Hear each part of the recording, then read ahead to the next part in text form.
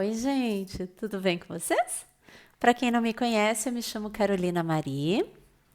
Eu trabalho com medicina integrativa aqui em Curitiba, no Paraná. E se você gosta de temas, né, como esse, a saúde natural, homeopatia, medicina chinesa, ayurveda, modulação hormonal bioidêntica, ortomolecular, dê o seu joinha, se inscreva nesse canal e não esqueça também de me seguir nas redes sociais que aparecem nos cards ou em algum lugar aqui embaixo. Tudo bem com vocês? E hoje eu tô aqui para falar um pouquinho de um tema que eu gosto bastante. Quem me conhece sabe disso, né? Eu gosto bastante. Mas eu tenho deixado um pouco de lado, porque estava fazendo minha reciclagem lá em hormonologia. E acabei deixando um pouquinho esses temas de saúde, emoção e essa medicina mais voltada aí. Essa medicina mais. Eu acho que é uma medicina integrativa do passado, sabe? Que nunca foi tão presente na nossa vida, que são as medicinas orientais, a Ayurveda, a medicina chinesa, né? E não menos importantes, elas servem muito para tratar da saúde do paciente, especialmente quando se trata de saúde aí mental, emocional, como um tratamento de apoio. Tá? Então, importante falar isso, porque se você está fazendo algum tratamento psiquiátrico, pelo amor de Deus, não deixe de fazer, né, sem uma orientação médica. E tudo isso que eu vou falar serve como um tratamento de apoio. Então, junto com o tratamento que você já faz, que habitualmente você já faz, existe esse tratamento também, tá? Então, assim, ó, eu vou falar da Ayurveda, só que vocês vão ver que vai pegar muito na medicina chinesa, porque a medicina chinesa aí é meio que um ramo da Ayurveda, tá? Então, vamos lá. A medicina Ayurveda é a mais antiga que existe. E do que ela se trata, né? Como que ela trata os pacientes, né? Primeiro, a gente precisa ver em que perfil psicológico, emocional, enfim, que perfil o paciente se encaixa. Esse perfil dentro da medicina Ayurveda a gente chama de dosha, tá? Então, se ele é um Pitta, que seria o elemento fogo, né? Se ele é um Vata, que seria o ar, ou se ele é um Kapha, que seria a água, tá? E o que delimita isso, né? Como é que a gente faz esse diagnóstico do paciente conversando? Pela anamnese, tá? Conversando com o paciente, a gente vai saber se ele tem mais do dosha Vata, Kapha ou Pitta, né? E assim a gente pode determinar qual seria o melhor tratamento para ele.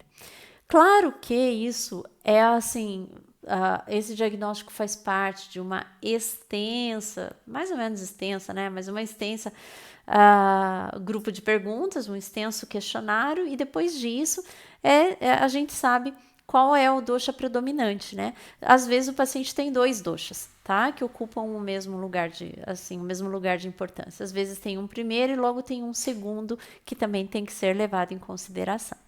Mas o que eu posso falar para vocês? Na Ayurveda se trabalha muito com desintoxicação, tá? Desintoxicação, trabalha-se muito com alimentação também. E dentre todos esses doshas, cada um tem, vamos dizer assim, a sua parte mais sensível, tá? Oi, gente, voltando aqui então. Eu até fiz uma colinha aqui para ficar bem completo, tá? Esse vídeo para vocês. A gente vai falar um pouquinho dos doshas, né? Da Ayurveda. E aí vocês vão entender um pouquinho em qual desses doshas vocês se enquadram, né? E que tipo de alimentação seria melhor, tá bom? Então vamos lá. Eu vou começar com o dosha Kapha, tá? Que é o seguinte: dentro dos três doshas, dentro desses três princípios biológicos da Ayurveda, o dosha Kapha está associado à água e à terra, né? Dizem alguns livros, algumas literaturas, que os países tropicais, tá? Então, ali do Equador para baixo, ali os países que estão mais ou menos ali na linha do Equador, as pessoas costumam reter muito líquido. Inclusive, eu conversei com uma paciente esses dias também sobre isso, tá? Por isso que elas têm ali os quadris mais largos e tal. Mas isso aí, gente, digamos assim, não é nada científico, né? Eu tô só trazendo uma informação. Mas é o dosha mais prevalente aqui dos pacientes que eu atendo, é o dosha mais prevalente, é o kapha, tá? E aí, o que a gente tem a respeito do dosha kapha? O dosha kapha, então, ele é responsável por estruturar e lubrificar o corpo, né? Então, se você se sente inchada, aí, tá? Quais são as qualidades? Frio, úmido, pesado, lento, firme, tudo que você imagina de madeira e de água é o que vai acontecer com uma pessoa que obedece a esse princípio biológico, tá? Qual que é a característica? A pele é mais macia, lisa, olhos grandes, cabelos fortes, brilhantes. Depois do Covid, essa é uma parte que tá sensível para todo mundo, né? A personalidade, geralmente são pessoas mais amorosas, compreensivas, guardam muita mágoa, tá? Guardam bastante mágoa, mas tem boa memória, por isso que guardam mágoa, são bem organizadas, né? Qual que é o equilíbrio? Como que esse dosha se equilibra? Com exercícios regulares, dieta saudável e rotina de sono. Então é bem aquilo que a gente fala, sabe? Ter um horário para dormir, ter um horário para se alimentar, porque quando esse dosha está descontrolado, a pessoa vai engordando cada vez mais. Engordando entre aspas, né? Porque não é bem ganhar gordura, ela vai retendo líquido, tá? E o desequilíbrio desse dosha, ele pode levar a doenças como obesidade, diabetes, edema, que é o inchaço, excesso de muco nos pulmões, então a pessoa fica bastante encatarrada, né? Como é que deve ser a alimentação desse dosha? Lembrando que aqui a gente está falando do kapha. Evitar alimentos doces, ácidos, salgados. Ah, mas vai comer o quê então? Calma. Alimentos oleosos, frios. Esse frio aqui são alimentos de qualidade fria. Quer ver? Eu sempre coloco isso na receita de alguns pacientes. Evitar saladas cruas. Por quê? Porque às vezes a alface crua, os alimentos aí, essas folhas cruas, elas trazem essa característica fria, que vai fazer com que a pessoa retenha cada vez mais líquido, tá? Então precisa prestar bastante atenção nisso. E para equilibrar esse chakra, é bastante necessário a presença de automassagem, de autocuidado, meditação de canto, olha só, para tirar o muco, gente, tá? A garganta aqui, ó. Também o que rege as cordas vocais, eu vou fazer um link aqui, que hoje esse vídeo tá muito esotérico, né? Eu gosto muito de astrologia, sim, astrologia, tá? Não é astronomia, não, astrologia, eu gosto bastante. E o dosha kapha, ele é muito parecido, ele traz bastante dessas características da casa 2, que é a casa de touro, tá? A casa 2 rege aqui ó, as cordas vocais, a garganta. Então, para se sentir feliz tem que cantar, né? Por isso a meditação de canto. Massagem vigorosa. Que massagem vigorosa é essa? É o que a gente chama de drenagem linfática, para tirar o excesso de líquido desse corpo, tá bom? Tudo bem até aqui, gente? Então, olha só, quantas características você não encontra nas pessoas por aí, né? O dosha kapha, ele pode piorar também com algumas coisas, né? Já falei, alimentos muito doces, azedos ou salgados, tá? Falta de exercício, ingestão excessiva de alimentos e lembrar sempre que o dosha kapha é o que mais se intoxica e o jantar, por exemplo, a última refeição do dia, tem que ser feita com pelo menos 3 horas de antecedência ao sono, tá? Ainda dentro da Ayurveda, cada dosha ele tem um alimento específico para você fazer o jejum de 1 dia, 2 dias para se desintoxicar. Aqui o jejum do dosha kapha é com inhame, né?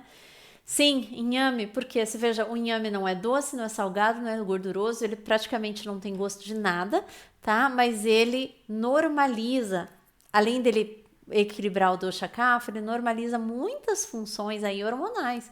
Vocês sabem que o inhame, ele tem uma substância que se assemelha muito à progesterona, né? Do nosso corpo, tá? Que é importante não só para mulheres, mas para homens também. Bom, vamos lá, vamos aos outros doshas, senão eu vou deixar passar aqui, né?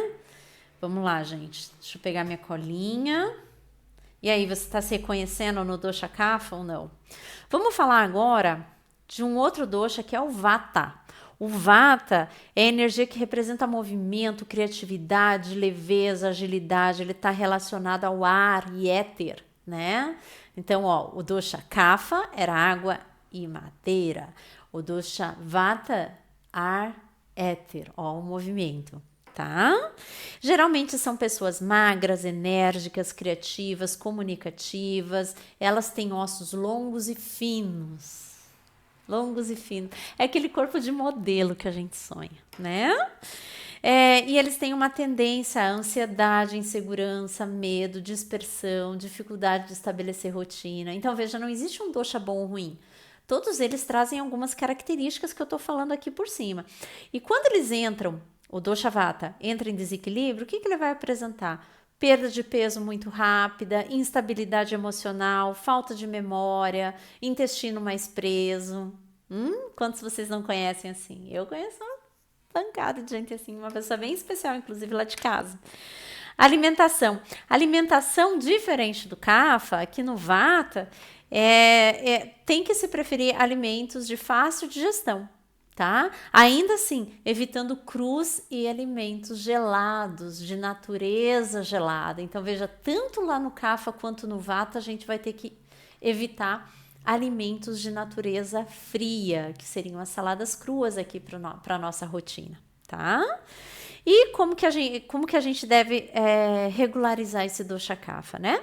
Manter uma rotina diária, regular, controlar o estresse por meio de meditação e outras atividades calmantes. Porque qual que é o problema do dosha Vata? São pessoas que têm uma atividade mental muito acelerada e têm uma tendência a apresentar esses desequilíbrios emocionais, tá? Aí, né, uma certa instabilidade, uma tendência à ansiedade, né, a ansiedade excessiva vai gerar depressão, então a gente tem que tomar muito cuidado com isso. O que mais que pode ser feito para manter o equilíbrio do dosha Vata? Praticar automassagem, manter uma temperatura corporal quente, isso aqui vai fazer a diferença com o Pitta, tá? Prestem atenção. Evitar o tempo frio, consumir alimentos e bebidas quentes, e quando eu falo quentes aqui, não é só quente de temperatura, mas é de natureza quente. Quer ver? Um chá de gengibre tem natureza quente, tá? Reduzir a hiperatividade e tentar diminuir o estresse e a ansiedade. Veja, é o ar, gente, é o ar. Vamos fazer uma ligação aqui com astrologia, né? Signos de ar, que seriam o quê? Gêmeos, Aquário, Libra, eles têm essa movimentação, especialmente Gêmeos aí regido por Mercúrio. Ele tem essa coisa de, sabe, de estar sempre ativo, de estar sempre se mexendo, estar sempre querendo, né, buscar conhecimento. O ar está em todo lugar. Então, aí a característica desse dosha, tá? E o Pitta? Bem, o Pitta, ele é um dos 3 doshas, ele que vai representar o quê? Energia de transformação. E ele está associado muito à movimentação, porque olha só, ele é a junção de fogo e água. Estranho, né? Fogo e água. Como é que pode? São pessoas muito intensas, muito perspicazes, são líderes natos, tá? Mas ele é muito fácil de confundir o Pitta com o Vata, mas eu já vou falar aqui, porque assim, falando no superficial, parece meio parecido, mas eu vou tentar fazer a diferenciação. Então, assim, ó, qual que é a característica de alguém que tem o dosha Pitta, né? Como prevalente? Quente, leve, afiado, oleoso, líquido, móvel, né?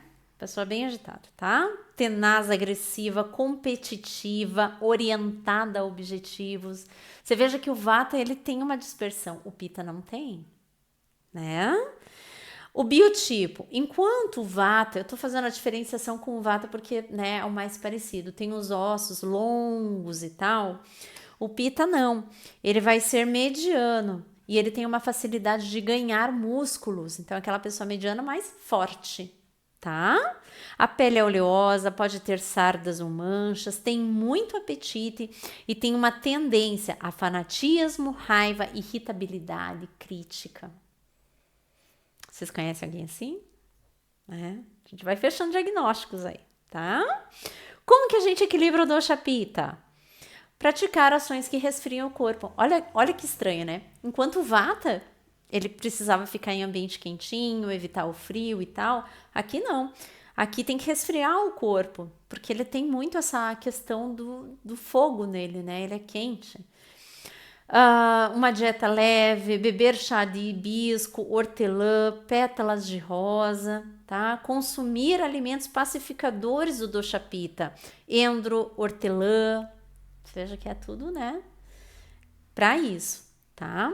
Claro, eu não vou entrar aqui nas questões de masala. Masalas são assim, misturados, são. Ai, como que eu posso explicar para vocês? Pega-se vários condimentos, tá? E se mistura, cada dosha tem uma masala recomendável e daí você tempera os seus alimentos com aquilo. Eu não vou entrar nessa questão. O vídeo é mesmo para falar que existem doshas e que esses doshas é que vão preconizar como será o tratamento dentro da Ayurveda para cada paciente, tá? Então, assim, ó, o dosha, pitta, dominante, eles devem evitar frutos do mar, gema do ovo, laticínios, também que eu acho que todos devem evitar laticínios, né?